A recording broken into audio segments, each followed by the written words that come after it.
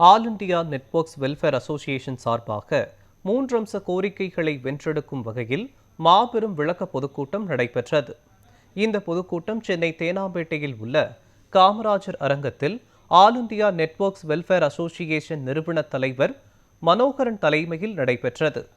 கேரளாவை போல் நேரடி வர்த்தகத்தை வரைமுறைப்படுத்தி சட்டம் இயற்றி தனி வாரியம் அமைக்க வேண்டும் எனவும், போலி நிறுவனங்களிடம் ஏமாந்த மக்களுக்கு நியாயம் கிடைக்க முன்னாள் நீதிபதி தலைமையில் ஒரு ஆணையம் அமைத்து குறுகிய காலத்தில் நிவாரணம் கிடைக்க வழிவகை செய்ய வேண்டும் எனவும், நெட்வொர்க் துறையில் ஈடுபட்டுள்ள கோடிக்கணக்கானோர் பயன்படும் வகையில் ஒரு நலவாரியம் அமைக்க வேண்டும் என வலியுறுத்தப்பட்டது.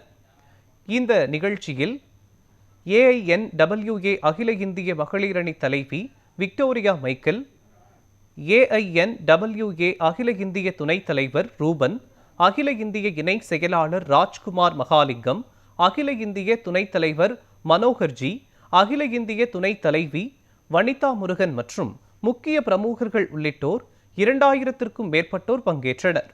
தொடர்ந்து பொதுமக்களுக்கு நலத்திட்ட உதவிகள் வழங்கப்பட்டதுடன் அடுத்த கட்ட சங்க பணிகளை தீவிரப்படுத்த அறிவுறுத்தப்பட்டது.